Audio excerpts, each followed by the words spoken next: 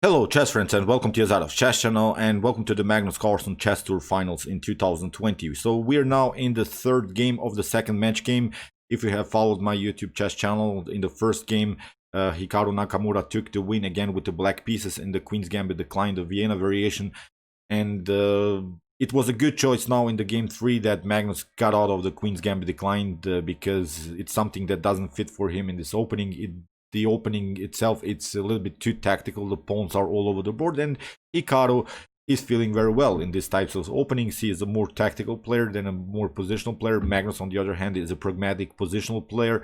So now in this third match, he played the English opening, and it's a better choice for him because, as I said, he has these troubles. He has to get out of Hikaru Nakamura's opening preparation, and there is one problem about the English opening, which Hikaru Nakamura also handles very well in this particular line that he uses, I think, in 90% of his games, is this reverse Sicilian setup.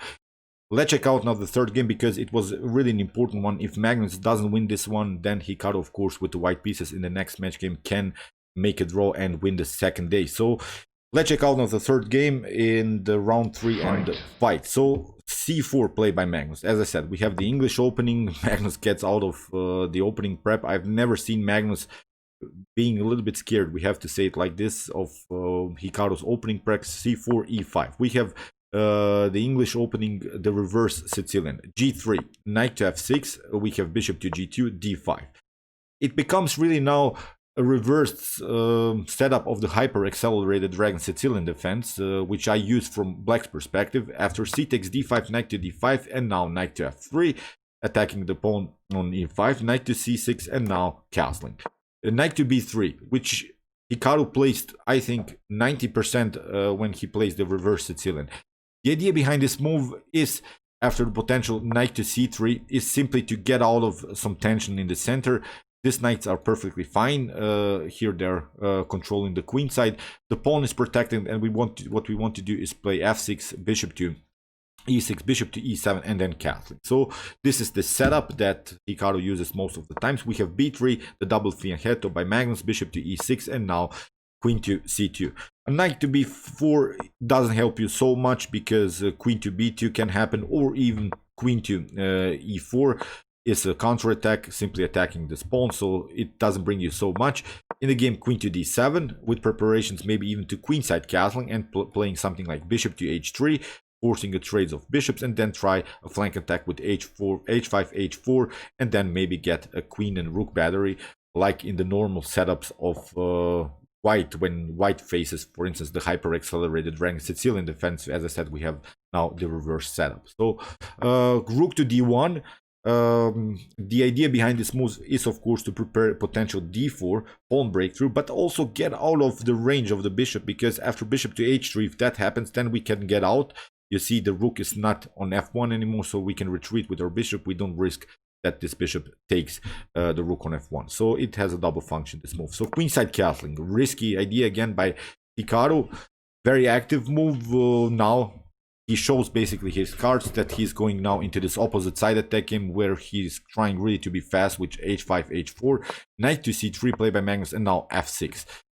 This is now, let's flip the board a little bit. This is now really this reversed sort of Yugoslav attack a little bit. If you're familiar with the white pieces, when you face the Dragon Sicilian, and then this Yugoslav attack is a common idea for white. Now there are g5, h5, h4 ideas in the game. Magnus tried d4, which was really an unnecessary move. It was a risky move. It brings an advantage to Hikaru Nakamura. Now you don't have, I think, so many good moves. d3 is a possibility. Also bishop to b2, maybe queen to b1, then bishop to b2, rook to c1. So d4 is, of course, possible in this fast time format, but it's really a risky one. After e takes d4, we have bishop to b2. Magnus is attacking simply the d4 indirectly, because so far you cannot take. The queen is, of course, on the d file. In the game, bishop to f5, queen to c1, and now d3, which is a good move here by Hikaru. The idea is, of course, to split pawns, to create simply further weaknesses. After e takes d3, we don't have to even take the pawn. It's not the point that we want to take the pawn. It's just that we create isolated pawns isolated pawns are of course bad, especially in these open games where black can really attack the weakness further. In the game, e takes d3, and as I said, bishop to h3. Hikaru continues with his plan, simply trading off the bishops, and still white is continuing the game with the weak isolated pawn. So bishop to h1, as I said, the idea is to get out of this potential trades of pieces, to not go into this Yugoslav attack. I'll simply call it like this Yugoslav attack formations, h5, h4. Bishop to g4, played by Hikaru, which wasn't the best of moves. I think bishop to d6, you don't have to play again with your bishop. Bishop to d6, maybe simply developing move. Maybe h5, h4, these normal ideas. Bishop to g5, pinning the knight, which seemed like a good idea, but now d4, played by Magnus. If you try bishop to f3, here bishop to f3, knight to d4, okay. Black has grabbed the pawn, but now the position is really opened. This is a good position for the bishop pair. You see both of these bishops are on the best active diagonal, so Magnus can use and really attack Hikaru's weaknesses. So now it's basically white that would be on the attacking side, although down a pawn the main idea would be probably something like a4, a5. If the position allows it, b4, simply trying to open and split the pawn structure in front of the king, getting use also of the c file. There is also this tension going on the d file. So although down a pawn, white would have really a nice attacking game. So taking the knight is not a good choice. Bishop to b4 here by Hikaru, and now d5. We have bishop takes c3, queen to c3, and now knight to d5. Again, a similar position. Black is slightly better here, although white has the bishop here, but this extra pawn is of course that we have to count here. After knight to d4, we have queen to c4 attacking the knight, bishop to e6, and now knight to d4. Here bishop to f7 played by Hikaru, and this was, in my opinion, his first sort of mistake. He should have taken simply knight takes d4 after something like bishop to d4 or queen to d4. You see, okay, again, white has the bishop pair, but again, we can solve, I think, the positional problems with knight to b6. If bishop to d4 happens, again, we could somehow protect our pawns. But the main positional idea here in black's position after knight to d4 would be something to simply fix the pawn, fix the position with the pawn on c6, and black would have really a compact game around the d5 square. Although, as I said, white has the bishop pair, but it was again a risky choice. Bishop to f7, a mistake by Hikaru, which allows now Magnus to take on c6. You see, after queen to c6, now it's a good position for the queen, for the bishops. Now the position gets open, and now after queen to g5, the double attack, and Magnus gets his pawn back. Now it's a better position for white because we have now got our pawn back. We have a clear target. It's the weak pawn on f6. We have a great activity with our pieces. We have a nice control with the rooks. The main idea is, of course, also to get this rook into the game.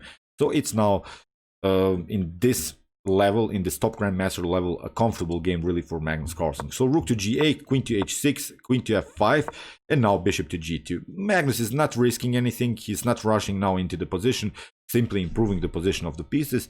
When the position allows it, then he'll strike back. So queen to g8, we have rook to d4. You see, simply using the next best attacking square, simply improving the position of the pieces. Rook to d4, rook to e8, and now queen to d2. You see now how Magnus builds his attack, great attacking formations.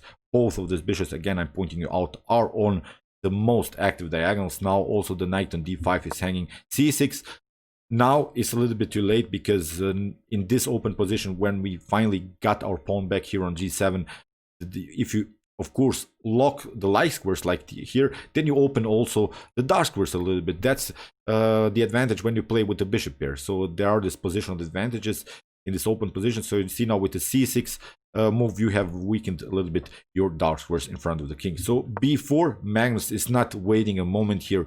He's now, as I said, trying to split pawns, open files, open diagonals for the bishops in the game. Queen to h5. Now rook to e1, simply trading off the rooks. And now after rook to e8, we have rook to e4, rook takes e, bishop to e4, still a good position for the bishops. And now again bishop to g2. Again, Magnus is not rushing into the attack, simply keeping the position compact, trying to stay with the bishops on the board, because one of the main ideas when you play against the bishop pair is at least to get rid of one of these bishops. So then the position would be probably a draw. Queen to f5, we have a3, queen to d3, and now h4. Very important move now, because with this move, Magnus Carlsen shows his cards. Dude, I have here a 3 versus 2 situation on the king side, so I'm going now into an endgame. If this game goes into an endgame, if we manage to trade off the pieces, this is a perfect endgame here for white, because we would simply use our pawn majority on the king side. The main tactical idea would be something like bishop to d5, and then bishop takes f6. In the game, king to c7, we have king to h2, again an improvement of the king, not rushing again into some attacking lines. Queen to b1, and now queen to d2. Again, Magnus plays a calm game. We have bishop to e4, and now Magnus simply takes. If you take, of course, then queen to f4 will happen, and we'll simply take the knight. So bishop to g2 was played, king to g2, we have king to b6, and now bishop to d4. Okay, Hikaru grabbed the light square bishop, which was on a good diagonal, but now it's a winning endgame here for Magnus, because he has the pawn majority. If maybe a 2 versus 1 situation would be on the board, then maybe Hikaru could have some drawing chances. But here, after king to b5, we have bishop to a7, Magnus grabs another pawn, really greedy, this Magnus Carlsen. Here king to a4, bishop to c5, and now simply getting after this weak c6 pawn, because these pawns are fixed in the game. Queen to d3 was played, and now Magnus grabs another pawn. We have king to b3, queen to e6, queen to c4, and now simply queen to f5, attacking another weakness. Knight to b4, bishop to b4, king to b4, and now Magnus has a completely winning endgame, because the problem is now that you cannot create perpetuals. Magnus goes simply behind, queen to a7, king to b2, queen to g7, king to a2, and now queen to g5. Forcing trades of the queens. Of course, you don't want to trade off the queens because you're down material, but now after queen to c5, queen to e2, and now Magnus can push the pawn further. We have b4, and after h7, queen to f6, king to g2, because of course the threat was this check and grabbing the pawn. In the game, b3 played by Hikaru, and now we have queen to a7. In this position, Hikaru Nakamura resigned. So okay, what to say? It was again a good opening prep by Hikaru. Made really this blunder, which he should avoid. Magnus played this risky d4 line. It's playable, of course, but you saw there are counter-attack possibilities for Hikaru. I really like Hikaru Nakamura's opening preparation, although he lost this game, but be prepared. He has a comfort zone here when he plays with the black pieces against Magnus Carlsen. This is a great thing, because when you get so confident against Magnus with the black pieces, it's really worth to mention, because then you can really win this match game. So okay, I hope that you realized these ideas of this opening, and I hope that you enjoyed this game. I enjoyed it really a lot, although Hikaru made these blunders. If you want to see more games from this tournament, here's the link. And if you want to see the best chess games of all time, check out my best chess games of all time series. See you soon with some more videos, and chess is the best, of course.